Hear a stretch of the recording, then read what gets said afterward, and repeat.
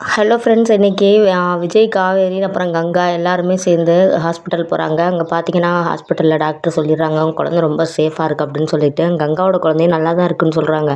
உடனே கங்கா கேட்குறாங்க, இந்த மாதிரி சொந்தத்துக்குள்ள மேரேஜ் பண்ணால் ஏதாவது நடக்கும் அப்படின்னு சொல்லிட்டுலாம் சொல்கிறாங்களே, என் குழந்தைக்கு எல்லா உறுப்புமே நல்லா இருக்கா அப்படின்னு சொல்லிட்டு கேட்குறாங்க. உடனே டாக்டர் சொல்கிறாங்க, அந்த மாதிரிலாம் நடக்கும் தான், ஆனால் உன் குழந்தை ரொம்பவே நல்லதமாக இருக்குன்னு சொல்லிடுறாங்க.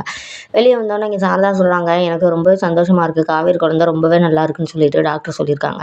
நான் நேர்த்திக்கடன்லாம் வச்சேன், நான் போய் செலுத்த போகணும், நம்ம இப்போயே அதை முடிச்சுட்டு போயிடலாம், பாட்டியை வந்து வர சொல்லிடலான்னு சொல்லிட்டு சொல்கிறாங்க. உடனே விஜய் சொல்கிறாரு, பாட்டியால் தனியாக வந்துட முடியுமான்னு. அதெல்லாம் பாட்டி தனியாக வந்துருவாங்க தம்பி, இதெல்லாம் தள்ளி போடக்கூடாது, நம்ம கோயிலுக்கு போகலான்னு சொல்லிட்டு கோயிலுக்கு போயிடுறாங்க. கோயிலுக்கு போனால் இங்கே தலையில் மஞ்சள் தண்ணிலாம் ஊற்றிட்டு பிரார்த்தனையில் இறங்கிடுறாங்க. உடனே இதை பார்க்குற கங்காவுக்கு செம கோவமாகுது. நம்மளும் தானே கன்சீவாக இருக்கோம், நம்ம வீட்டில் தானே குழந்தை இருக்குது, ஆனால் காவேரி குழந்தைக்கு மட்டும் என்ன அப்படி ஸ்பெஷலாக அப்படின்னு சொல்லிட்டு கங்கா புரிஞ்சுக்கவே மாட்றாங்க. ஏன்னா காவேரிக்கு வந்து அம்மா போட்டதுனால தான் இந்த மாதிரி ஒரு வேண்டுதலே வச்சுருக்காங்க, விஜய் வந்து பயமுறுத்துனதுனால சாரதா மாட்டேன்.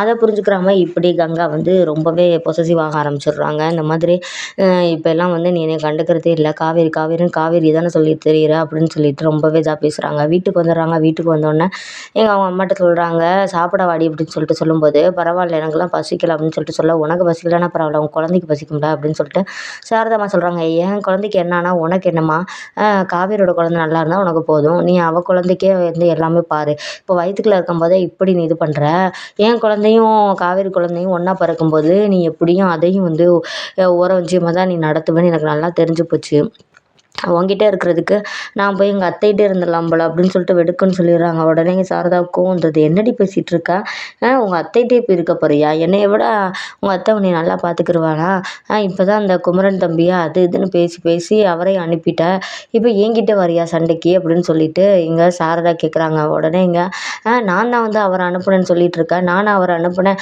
ஆமாம் நீ பேசி பேசி அவரோட சண்டை போட்டு தானே அந்த தம்பியை இப்போ நீ அனுப்பியிருக்க, இப்போ என் மனசை நோகடிக்கிறியா, நான் எதுக்காக காவேரியோட குழந்தைக்காக வேண்டுதல் வச்சேன்னு உனக்கு தெரியாதா, நீ இப்படிலாம் பேசலாமா அப்படின்னு சொல்லிட்டு இங்கே சாரதா கேட்குறாங்க. உடனே இங்கே கங்கா சொல்கிறாங்க, அதெல்லாம் எனக்கு தெரியும் தெரியும், நீ இப்போ வந்து புதுசு புதுசாக தானே என்னெல்லாம் பண்ணிகிட்ருக்க அப்படின்னு சொல்லிட்டு இங்கே விஜயும் காவேரி அதை நோட் பண்ணிகிட்ருக்காங்க. அக்கா நீ என்னக்கா இப்படி பேசுகிற அப்படின்னு சொல்லிட்டு கேட்கும்போது, போதும் நிறுத்திடி, எனக்கு எல்லாம் தெரியும், உன் புருஷன் வந்ததுலேருந்து ரொம்ப ஓவராக தான் உன்னை கவனிச்சிக்கிட்டு இருக்க அம்மா, இந்த மாதிரி நானும் தானே மாசமாக இருக்கேன், என் வயிற்றுல தானே குழந்தை இருக்குது, அது என்ன ஸ்பெஷலாக உன் குழந்தைக்கு மட்டும் பிரார்த்தனை வேண்டுதல் அது இதுன்னு பண்ணிகிட்ருக்கு, இதெல்லாம் பார்க்கும்போது எனக்கு எரிச்சலாக வருது, ஏன்டா இங்கே இருக்கிறோன்னு இருக்குது, என்னை இங்கே விட்டுட்டு இந்த மனுஷன் வேறு அங்கே போய் கிடக்குறாரு அப்படின்னு சொல்லிட்டு கங்கா சொல்ல, உடனே இங்கே விஜய்க்கு ஒரு மாதிரி ஆயிடுது. காவேரி நீ டென்ஷன் ஆகாத அப்படின்னு சொல்லிட்டு இருக்கும்போது, அவள் எதுக்கு டென்ஷன் ஆக போகிறா, அவளை போய் நீங்கள் இது பண்ணிகிட்ருக்கீங்க, அவள் இதெல்லாம் வேணும்னு தானே பண்ணிகிட்ருக்கா, இந்த மாதிரி என்னை வந்து அம்மாட்ட இருந்து பிரிக்கணும்னு அவன் நினைக்கிறா, அதான் நடந்துகிட்ருக்கு, முன்னாடிலாம் இப்படி இல்லை, நான் தனியாக மாசமாக இருக்கும்போதெல்லாம் இந்த மாதிரிலாம் நடக்கவே இல்லை, என்னையை தான் தனியாக எல்லோரும் கவனிச்சாங்க, ஆனால் இப்போ எல்லார் ஃபோக்கஸும் உன் பக்கம் விழுகணும் தானே இப்படிலாம் நீ பண்ணிகிட்ருக்க அப்படின்னு சொல்ல, உடனே எங்கள் விஜய் சொல்கிறாரு, ஏங்க என்னங்க பேசிகிட்டு இருக்கீங்க, எல்லா ஃபோக்கஸும் காவேரி மேலே விழுகணும்னு காவேரி அப்படி பண்ணிகிட்ருக்கா, நான் தான் அந்த மாதிரி ஃபீல் பண்ணிகிட்ருக்கிறத அத்தை பார்த்துட்டு கேட்டாங்க என்கிட்ட, என்னென்னு கேட்கும்போது தான் இந்த மாதிரி கன்சீவாக இருக்கிற டைமில் இந்த மாதிரி அம்மா போடக்கூடாதுன்னு சொல்லி கேள்விப்பட்டிருக்கேன்னு சொல்லிட்டு சொன்னேன், அப்போ தான் அன்றைக்கி செக்கப் போகிறதுனால இப்படி பிரார்த்தனை வச்சுருக்கிறது கூட எனக்கு தெரியவே செய்யாது, நீங்கள் என்னங்க இப்படி பேசிகிட்டு இருக்கீங்கன்னு விஜய் கோவமாக கேட்குறாரு. இப்போ நீங்களும் என்னை வந்து திட்ட ஆரம்பிச்சிட்டிங்களா, வீட்லேயே நீங்கள் மட்டும் தான் என்னை திட்டாமல் இருந்தீங்க, இப்போ உங்களுக்கும் நான் ஒரு திட்டுற பொருளாக பேசும் பொருளாக ஆகிட்டேன் அப்படி தானேன்னு இங்கே கங்கா கேட்குறாங்க. ஏங்க பேசாமல் இருங்க, நீங்கள் என்ன இப்படிலாம் யோசிச்சுட்ருக்கீங்க, நீங்கள் இப்படி யோசனை பண்ணி பண்ணி தான் குமரன் மனசையும் காயப்படுத்துனீங்கன்னு விஜய் சொல்லிடுறாரு. உடனே கங்காவுக்கு செம கோவம் வந்துடுது, என்ன ஆள் ஆளுக்கு குமரன் மனசை காயப்படுத்துனீங்கன்னு சொல்லிட்டு இருக்கீங்க, எங்கள் புருஷன் பொண்டாட்டிக்குலாம் 1000 இருக்கும், ஏன் நீங்கள் சண்டை போட்டதே இல்லையா அப்படின்னு சொல்லிட்டு இங்கே கங்கா கேட்குறாங்க. உடனே விஜய்க்கு எதுவுமே பேசவே பிடிக்கல, காவேரி நீ உள்ளவா ஃபஸ்ட்டு உள்ளவான்னு சொல்லிட்டு காவேரி இழுத்துட்டு போயிடுறாங்க. 2 பேரும் போய் ரூமில் இருக்கும்போது காவேரி ரொம்பவே ஃபீல் பண்ணுறாங்க, மனசு ரொம்பவே கஷ்டமாக இருக்குங்க, கங்காக்கா என்னை புரிஞ்சுக்கிருவான்னு பார்த்தா அவன் என்னை புரிஞ்சுக்கிற மாதிரியே இல்லை அப்படின்னு சொல்லிட்டு சொல்லும்போது, உடனே விஜய் சொல்கிறாரு, உடனே எப்போதுமே உன்னோட அக்கா தங்கச்சி 2 பேருமே புரிஞ்சுக்கவே மாட்டாங்க, நீங்கள் என்ன தான் அவங்களுக்கு எவ்வளோ செஞ்சாலும் சரி, அவங்களுக்கு உன் மேலே இதே கிடையாது, அவங்க லேட்டாக தான் புரிஞ்சுக்கிருவாங்க, உன்னை எவ்வளோ காயப்படுத்த முடியுமோ அவ்வளோ காயப்படுத்திடுவாங்க, இவங்களுக்காக தான் நீ எல்லாம் பண்ணிகிட்ருக்க, இப்போ புரியுதா, இவங்களுக்காக நீ வாழ்க்கையவே வந்து தியாகம் பண்ண பார்த்துருக்க, ஆனால் அவங்க உனக்கு என்ன செஞ்சுருக்காங்க காவேரி, எனக்கு ஒன்று தோணுது அப்படின்னு சொல்லிட்டு இங்கே விஜய் சொல்கிறாரு. என்னங்கன்னு சொல்லிட்டு இங்கே காவேரி கேட்குறாங்க. நம்ம பேசாமல் இங்கே இருக்காமல் அப்படின்னு சொல்லிட்டு சொல்ல, என்னங்க சொல்கிறீங்க, இங்கே இருக்காம தாத்தா கூட திரும்ப போயிடலான்னு சொல்கிறீங்களான்னு கேட்கும்போது, எனக்கு அங்கேயுமே போக விருப்பமே இல்ல. நாம ஏன் தனி வீட்ல இருக்கக்கூடாது? எனக்கு என்னமோ நான் வந்து அங்கே சண்டை போட்டுட்டு வந்ததே உன் கூட சந்தோஷமா இருக்கணும் அப்படின்னு சொல்லிட்டு தான். ஆனா நான் இங்கே வந்ததுலேருந்து உனக்கு உங்கள் அக்காவுக்கு ஏதாவது பிரச்சனை போகுது. நீ அத தலையில தூக்கி வச்சுட்டு நீ திரியிற. இப்படி இந்த டைம்ல இருக்கும்போது நீ ரொம்ப சந்தோஷமா இருக்கணும் காவேரி. இந்த மாதிரிலாம் நீ வந்து ஃபீல் பண்ணிட்டுலாம் இருக்கவே கூடாது. அது இங்கே இருக்கிற வரை நீங்க உன் குழந்தைய பெத்தெடுக்கிற வரை அதுவும் பெத்ததுக்கு அப்புறம் கூட கங்காவுக்கு இந்த மாதிரி உன் மேல பொறாம இருந்துக்கிட்டே தான் இருக்கும். நம்ம ஏன் தனியா நம்ம குழந்தைய வளர்க்கக்கூடாது? ஏங்க எனக்கு என்னங்க தெரியும்? உங்களுக்குமே என்னங்க தெரியும்? சரி குழந்தைய வளர்க்குறது அதையெல்லாம் விடு. நம்ம 2 பேரும் தனியா போனா என்ன? நீ கன்சீவா இருக்கிற வரை நான் உன்னைய பார்த்துக்கிற மாட்டேன்னு நினைச்சியா? ஏங்க நீங்க ஒரு வேலைக்கு போணும். நீங்க என்னைய பார்த்துக்கிறதையே வேலையா வச்சுட்டு இருப்பீங்களா? அதுதான் கரெக்ட்டு தான். நான் ஏதாவது ஒர்க் ஃப்ரம் ஹோம் மாரி ஏதாவது தேடிக்கிறேன். ஆனா, உன்னைய நான் சந்தோஷமா வச்சுக்கணும்னு நெனைக்கிறேன். ஏன்னா, இந்த மூமெண்ட் எப்பவுமே கிடைக்காது. நம்ம குழந்தையோட ஒவ்வொரு மந்த்தையும் வந்து நம்ம செலிப்ரேட் பண்ணணும். இங்க இருந்தா அது முடியாதுன்னு நெனைக்கிறேன். நம்ம கிளம்பலாம். நம்ம எங்கேயாவது போலாம் அப்படின்னு சொல்லிட்டு இங்க விஜய் சொல்றாரு.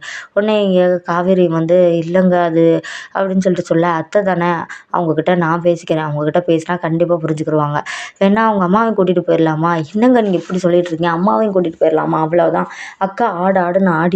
உனக்கு அவ மட்டும் தான் மகளா? அவ பின்னாடி போறியா?" அப்படின்னு சொல்லிட்டு. அதனால வேணாங்க. அம்மா இங்கேயே இருக்கட்டும். நீங்க சொன்ன மாரி வேணா என்னோட நல்லதுக்காக இல்லைனாலும், என்னைய நெனச்சு நெனச்சு கங்கா அக்கா ரொம்ப ஃபீல் பண்ணிக்கிட்டு இருக்கா. அவளுக்காகவாவது நம்ம தனியா போறது தான் நல்லது. நான் இங்க இருந்தேன்னா, நீங்க என் பக்கத்துல இருக்கிறங்கிறத பார்த்து பார்த்தே அவளுக்கு டென்ஷன் ஆகும். நம்ம புருஷன் நம்ம கூட இல்லையே அப்படின்னு சொல்லிட்டு. அதனால நம்ம தனியா போறது தாங்க பெஸ்ட்டு. எனக்கு இப்ப தான் புரியுது. நீங்க நல்ல ஐடியாவ தான் சொல்லியிருக்கீங்க அப்படின்னு சொல்லிட்டு, இங்க காவேரி சொல்றாங்க. உடனே இங்க விஜய், "சரி நீ நாளைக்கு என்னன்னு இத பத்தி பேசு காவேரி" அப்படின்னு சொல்லிட்டு விஜய் வந்து படுத்துறாரு. "நான் தூங்க போறேன். நீ தூங்கலையா?" அப்படின்னு சொல்லிட்டு கேட்க, "இல்லங்க எனக்கு தூக்கம் வரல. இப்படியே முழிச்சுக்கிட்டே இரு. உன்னைய இங்கேருந்து கூட்டிட்டு போனா தான் வந்து நிம்மதியா இருப்பேன். நான் பார்த்துக்கிறேன் அதுக்கான வேலையன்னு" சொல்லிட்டு விஜய் படுத்து தூங்க ஆரம்பிச்சுறாரு. காலையில விடிஞ்ச உடனே இங்க சாரதாட்ட சொல்றாங்க, அத்தை நான் உங்ககிட்ட ஒண்ணு சொல்லணும். நான் உங்ககிட்ட ஒண்ணு சொன்னா நீங்க தப்பா நினச்சுக்க மாட்டீங்களே" அப்படின்னு சொல்லிட்டு. உடனே, "என்ன தம்பி சொல்லுங்கன்னு" சொல்லிட்டு சொல்றாங்க. கங்காவும் பக்கத்துல நிக்கிறாங்க. "இல்ல அத்தை, நாங்க வேற வீட்டுக்கு போலான்னு இருக்கோம்" அப்படின்னு சொல்லிட்டு இங்க விஜய் சொல்ல, "என்ன தம்பி இப்படி சொல்லிக்கிட்டு இருக்கீங்க? வேற வீட்டுக்குன்னா, உங்க வீட்டுக்கே போலான்னு இருக்கீங்களா? அதான் தாத்தா, பாட்டி அன்னைக்கே வந்து கூப்பிட்டாங்களே. நீங்க போங்க தம்பி" அப்படின்னு சொல்லிட்டு இங்க சாரதா சொல்றாங்க. உடனே விஜய் சொல்றாரு, "இல்ல அத்தை நாங்க வந்து எங்க வீட்டுக்குலாம் போல. நாங்க தனியா வீடு பார்க்கலான்னு இருக்கோம்னு" சொல்லிட்டு இங்க விஜய் சொல்ல, உடனே இங்க சாரதாக்கு சரியான ஷாக்கா போகுது. இந்த டைம்ல காவேரிக்கு அது இதுன்னு சமைச்சு கொடுக்கணும். இங்க இருந்தா தான் நான் எல்லாமே பார்க்க முடியும். நீங்க பாட்டுக்கு தனியா போறேன்னு சொல்றீங்க. ஏன் அப்படி சொல்றீங்க? உங்களுக்கு இங்க இருக்க பிடிக்கலையா மாப்பிள? அப்படின்னு சொல்லிட்டு கேட்குறாங்க. உடனே, "இல்ல அத்தை இங்க இருக்கிறதுக்கு எங்களுக்கு ரொம்பவே பிடிச்சிருக்கு. ஆனா" அப்படின்னு சொல்லிட்டு இங்க கங்கா நிக்கிறத பார்த்துட்டு, "ஓ கங்கா நேத்து பேசினத மனசுல வச்சுட்டு இப்படி பேசுறீங்களா? அவ அப்படித்தான் இன்னைக்கு இப்படி பேசுவா, நாளைக்கு சரியாயிருவா" அப்படின்னு சொல்லிட்டு சாரதா சொல்றாங்க. உடனே இங்க விஜய் சொல்றாரு, "இல்ல அத்தை நான் அதுக்கு சொல்லல. எங்களுக்கு ஏதோ நாங்க தனியா இருக்கணும்னு எங்களுக்கு தோணுது. நீங்க தப்பா நினச்சுக்காதீங்க" அப்படின்னு சொல்லிட்டு சொல்ல, உடனே கங்கா அப்படியே பார்க்குறாங்க.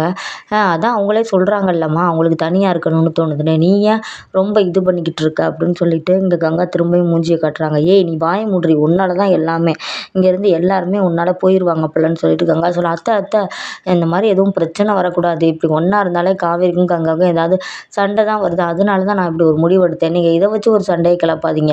2 பேருக்குமே இப்போ மன நிம்மதி தேவை. என்னதான் அக்கா தங்கச்சிங்களா இருந்தாலும் அப்பப்ப அவங்களுக்குள்ள இத வச்சு ஒரு சண்டை வருது. நீங்க இவங்கள கவனிச்சுக்கிட்டா அவளுக்கு கோவம் வருது. அவள கவனிச்சுக்கிட்டா இவங்களுக்கு கோவம் வருது. அதனால இது வந்து சரியா படல. அதனால தான் நான் ஒரு முடிவு எடுத்திருக்கேன். நீங்க இது கண்டிப்பா ஒத்துக்கிறணும். இவ தனியா இருந்தா கூட சந்தோஷமா தான் இருப்பா. அதான் நான் இருக்கனே" அப்படின்னு சொல்ல, உடனே எங்க பாட்டி பார்க்குறாங்க. எனக்கு என்னமோ விஜய் தம்பி சொல்றது தான் கரெக்ட்டாவும் படுது. அவர் தான் இவ்வளவு தெளிவா சொல்றார்ல. அதனால கண்டிப்பா நல்லா பார்த்துக்குறாரு. காவேரியை பத்தி நம்ம கவலைப்படவே தேவையில்ல. அவளுமே வந்து பெருசாலாம் அலட்டிக்கிற மாட்டா. இந்த கங்கா மாரி நான் மாசமா இருக்கேன் என்னைய கவனிக்கலன்னுலாம் சொல்ல மாட்டா. அவ தனியா போனா நல்லா தான் இருப்பான்னு சொல்ல, உடனே கங்கா பாட்டிய பார்த்து முறைக்கிறாங்க. "பாட்டி" அப்படின்னு சொல்லிட்டு. உடனே எங்க பாட்டி, "ஏய் பேசாம இருடி. நீ அப்படித்தானே பண்ணிட்டு இருக்க. மாசமாகறதுலேருந்து எல்லா வேலையும் விடு விடுன்னு விழுந்துட்டு இருக்க" அப்படின்னு சொல்லிட்டு சொல்ல, அத்தை தயவு செஞ்சு நீங்க புரிஞ்சுக்கங்க. நாங்க கிளம்பி போறோம். நாங்க வீடு பார்க்க ஆரம்பிச்சிடுறேன். அதுக்கப்புறம் வீடு எப்படியும் கிடச்சிரும் ஒரு வாரத்துக்குள்ள. ஆனா முன்னாடியே சொல்றது நல்லதுதான்னு தான் உங்ககிட்ட சொல்றேன்னு" சொல்லிட்டு இங்க விஜய் சொல்றாங்க. உடனே இங்க காவேரியும், என்னடி இப்படி சொல்றாரு?" "ஆமாம்மா அவர் சொல்றது தான் கரெக்ட்டுன்னு எனக்கும் படுதுன்னு" சொல்லிட்டு சொல்ல, உடனே இங்க சாரதா, "மனசே இல்லாம என்னமோ சொல்றீங்க 2 பேரும். எனக்கு ஒண்ணுமே புரியல. நீங்களா தான் என்னென்னமோ முடிவெடுத்துட்டு இருக்கீங்க. என்னமோ பண்ணுங்க" அப்படின்னு சொல்லிட்டு சாரதா போயிடுறாங்க. உடனே இங்க காவேரியும் விஜயும் ரூம்குள்ள போயிட்டு இப்ப விஜய் சொல்றாரு, "எனக்கு ரொம்ப சந்தோஷம்ப்பா" அப்படின்னு சொல்லிட்டு சொல்ல, "என்னங்க இது நீங்க ஏதோ பல நாள் பிளான் பண்ண மாரி இருக்கு." "ஆமா இங்க இருக்கும்போது ஒரு பிரைவசியும் இல்ல. என் பொண்டாட்டிய ஒரு கொஞ்ச முடியுதா? எந்த நேரம் அம்மா முந்தானையும் இங்க அக்கா தங்கச்சிகளோடையும் திரியிறா. சொல்லிட்டு நம்ம தனியாக போயிட்டோம்னா ஜாலியாக இருக்கும் அப்படின்னு சொல்லிட்டு விஜய் சொல்ல, அடப்பாவி நீ எனக்கு ஏதோ நல்லது பண்ணுறேன்னு நினச்சிட்டு இருந்தேன், இப்படி உனக்கு நல்லது தான் நீ பண்ணிட்டு இருக்கியா அப்படின்னு சொல்லிட்டு கேட்க, உடனே எங்கள் விஜய் சிரிக்கிறாரு. இதில் என்னோட இதுவும் இருக்குது அப்படின்னு சொல்லிட்டுங்க விஜய் சொல்ல, அட அப்படின்னு சொல்லிட்டு எங்கள் காவேரி விஜயை போட்டு துரத்துறாங்க. ஏய் நீ மாசமாக இருக்க, இப்படிலாம் ஓடாத அப்படின்னு சொல்லிட்டு விஜய் சொல்கிறாரு. 2 பேரும் ஹாப்பியாக இருக்காங்க.